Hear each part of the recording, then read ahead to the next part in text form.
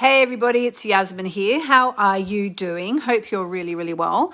So today what I thought I'd do is I would talk to you about why now is the perfect time to be working through any money blocks you may have. Many of us have money blocks, not least because we've grown up in families where the parents had money blocks, and so they gave us negative messages. In fact, I must say, I was lucky enough not to grow up like that. Sorry, I'm just getting in a comfy chair.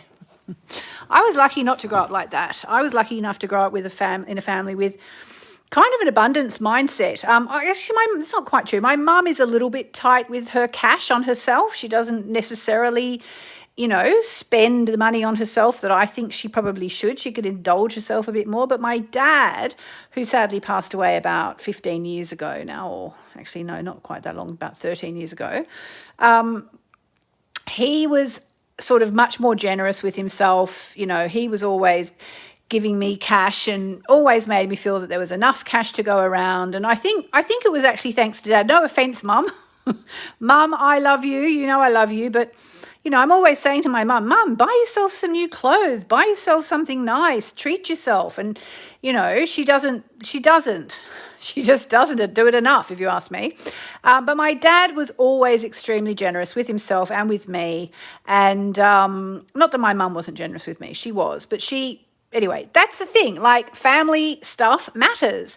So how about you? Tell me in the comments, how was it for you growing up? Did you have parents who with an abundant mindset, or did you have parents who were a bit more like, money doesn't grow on trees? And my mum and dad never said that, actually. Nor did they say money is the root of all evil. I was kind of lucky, and I think that really helped me.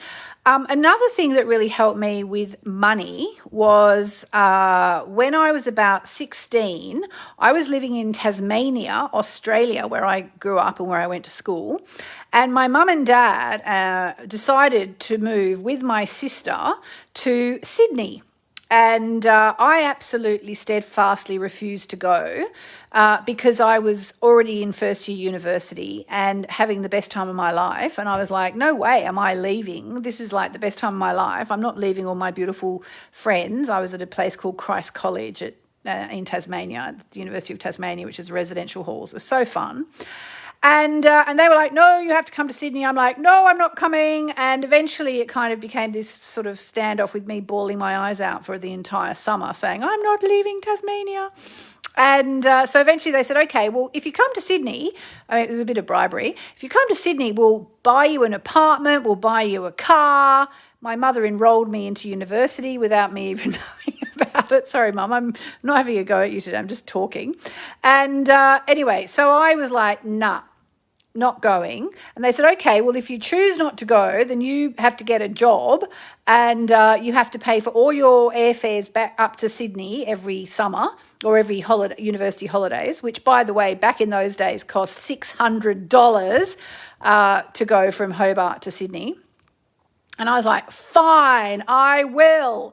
So I got a job flipping burgers, actually not flipping burgers. I got a job on the cash register and the reception or whatever it's called, selling burgers at Burger King. It was on Sandy Bay Road. I don't think it exists anymore. It was a few years ago now. And they gave me $15 a week pocket money, like literally. I remember a time when I was at uni. I was at Christ College, which was the residential halls, and everyone was going to the movies. And I was like, yeah, I'll come. And I went to see how much money I had. I had like 30 cents in my wallet. That's all I had until, the next pocket money or the next Burger King payday came through. But that was fine. I can't remember what happened. Somebody probably lent me the money or whatever. I just stayed home and, had a nice time there. But the point of this was that it really helped me understand the value of money, and it really helped me to clear any money blocks that I had, I think. Not only did I grow up with a dad who was very generous, my mum was like smart with money. My dad was generous with money, and I feel bad saying that. My mum was generous too, but, my dad was super generous. And And, he could afford to be as well. He earned good money. And then going to uni and having to kind of pay my own way a bit really helped me learn the value of money because, I got a job and I actually ended up waitressing at the Nose Bag in Lower Sandy Bay. For those of you who are from Tasmania, I waitressed there for years. And it really taught me the value of money because, you went to work, you got paid. And I was only 16 when I started uni because I finished my HSC in 1 year. Not because I'm super smart, I just chose the right subjects. And so I think that's always stood me in good stead. A lot of you are saying you had a difficult time growing up with money. Tina says exactly the same. My dad was very generous and my mum very careful. Yeah, that's how it was for me. Mum wasn't mean or anything. She was just super careful.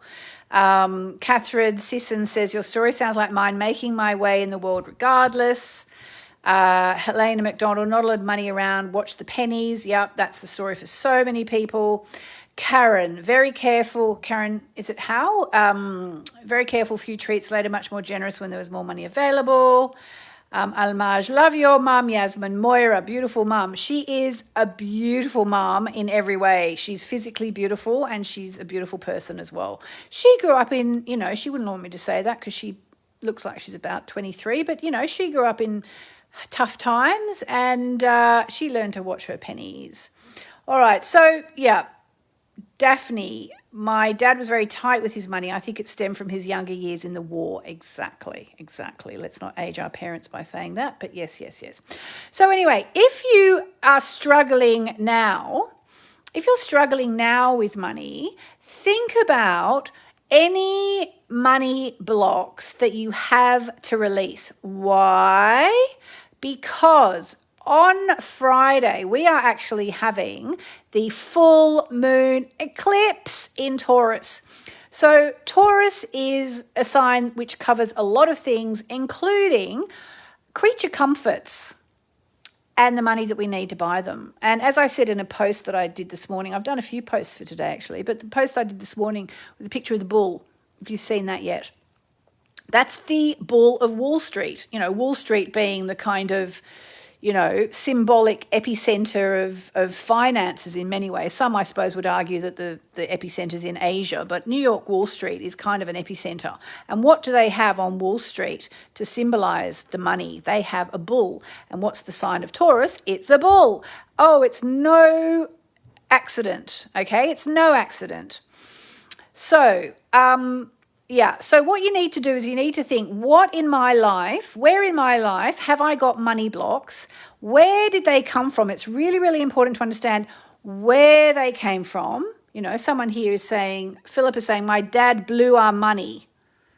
Like where any money blocks, where did they come from? Okay. And when did they start? And am I willing to release them? And I'll be doing more work about this kind of thing in my free webinar series, which is starting today. It's actually starting at 8 p.m. tonight, UK time. I'm not sure what time that is around the world, but it's about probably 9 hours from now. And if you can't make the live, you'll get the replay. By the way, if you haven't signed up for it yet, click the link above and join me for the webinar series. We will be talking about the new moon and the full moon eclipse and money blocks and Taurus and new moon wishes and all sorts. The sign up is moonmessages.com/web21, web short for webinar, WEB 21. Yay, free webinar, says Almouj. Yeah, and it starts today. We've already had 60,000 people sign up for it, which is extraordinary. So sign up, moonmessages.com /web21, and we will be talking about all this stuff. So use this period now to release money blocks, okay, ahead of the full moon eclipse on Friday in Taurus. And sign up for the free webinar series because it starts tonight and it's going to be great. I'm doing all of the webinars live this time last year. I did it, and I did 2 pre-records because I was a bit nervous. But you know what? I'm ready to go live, and I'm looking forward to seeing you there tonight. moonmessages.com/web21, link in the description as well. And if you can't make the live, we will have the replays up for 24 hours and then they come down because otherwise you'll never watch them. All right, clear your money blocks and have a beautiful, beautiful day. Let me just see. I'm going to try something I've never tried before. I think if I put the link here, www.moonmessages.com/web21. I think if I put it up like that, I can actually pin the comment to the top. Let me see if I can do that. Can I? Oh, I'm about to accidentally invite pin comment. There we go. And Alicia's asking for a card. You know what? I don't have my cards on me right now. What can I draw you a card from? I don't have my cards on me. So I'm sorry. I'll come back later and I will do a card. But yeah, join me for the webinar tonight, 5 p.m. and we'll be doing money blocks and moons and magic and meditations. Lots and lots of love. I'll come back later with a card. See ya.